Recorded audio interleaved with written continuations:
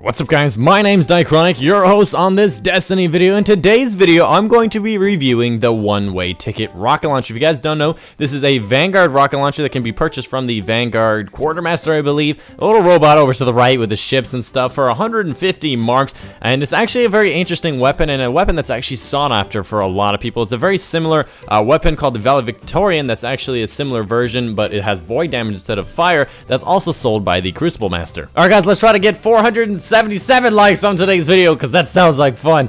And if you guys can get 477 likes, I will release the next review as soon as possible, probably the next day. One thing I'd like to mention is that this is a PvE review, not based on PvP, so if you're looking for a review for that, this is not the place you're gonna get it, and the good and the bad about this weapon will be based on that. So first and foremost, this weapon does fire damage. It can be a secondary weapon when you need solar burn, when you can't use your yellow horn, if you want to use the icebreaker at the same time. This weapon is the weapon for you to be able to use fire damage at the same time. The first ladder, I recommend taking the third upgrade because the first one has to do with stability, and honestly in rocket launch you don't need stability, and this one has one shot in magazine. So why in the world would you need any stability in this weapon? I would be totally fine with this weapon. You shoot and it goes straight up to the sky, flips you all around, and then like does like a 360 in the air because you are still going to have to reload after that shot. So I wish I could increase the damage by reducing the stability like crazy. But anyways, the first upgrade after the ladder is the cluster bomb. So when you hit a target, it'll explode, it'll give that normal attack, and then it'll shoot out a bunch of other little bombs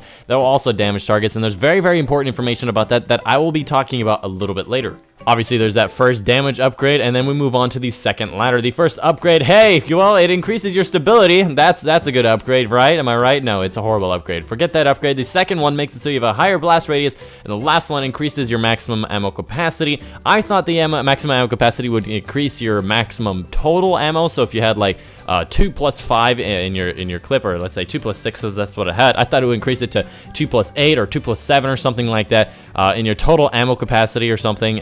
But in reality, it doesn't. It only increases the maximum ammo that's in a clip, so you can have 2 rockets in the same tube, and it will not increase the total ammo capacity, which is actually kind of a downfall. So what I recommend is getting that second upgrade and forgetting about all the other 2 upgrades, because woo, yay, hey man, look at that stability upgrade. Oh, that's important. No, it's not. And of course, the upgrade right after the second ladder is actually the one where you actually reload faster after getting a kill with the last shot in the magazine. Considering there's only one magazine or one shot in the magazine, this makes it a very valuable option because you get a kill with that rocket launch, you will actually get a fast reload and reload that rocket, and most likely you're probably going to get a kill with that unless you're shooting at a big boss. In that case, you don't really need to reload that fast. It's important to note that this upgrade does not synergize well with the upgrade before it with the maximum ammo capacity in a clip, which makes that upgrade even more pointless. So again, I recommend the second upgrade there.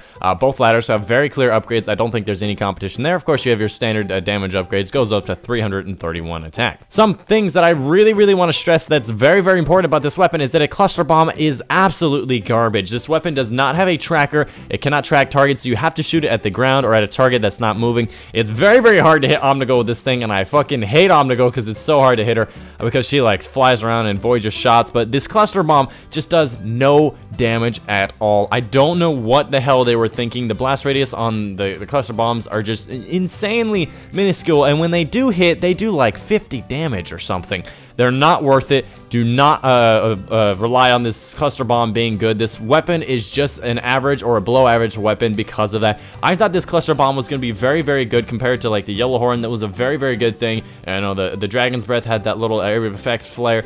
This cluster bomb sucks. Do I recommend this weapon? No, I do not recommend this weapon. I do have this weapon, and I much prefer using the steel oracle because the cluster bomb is literally, imagine if it wasn't there. You have a weapon that cannot track targets with one shot in magazine, that can reload faster after you get a kill with the rocket. This weapon reloads faster, really fast, even without it. There's a lot of people that are probably going to be liking it, but the cluster bomb does not do what it's designed to do. It has such small blast radius, and again, it's just a pointless upgrade. But anyways, that's the video for you guys today. There's not much more to say about it. There's very clear upgrades that you want to get on it. There's really no competition in that sense. The upgrades are not that good. They're pointless in their own sense, and this weapon really does need a buff because it's 150 marks to buy the thing. I took a long time to get a lot of marks. It was 2 separate weeks I had to grind out because the max capacity or getting in 1 week is 100. It was not worth my time, and I'm here in this video going to be telling you that don't get it. Don't worry about it getting it. It's pointless. But anyways, that's the video for you guys today. If you did like it, make sure you leave a like down below, as well as let me know what you think of the one-way ticket. I know my opinion is obviously not the norm. I usually have these weird, random, varying opinions like the last word and Plan C.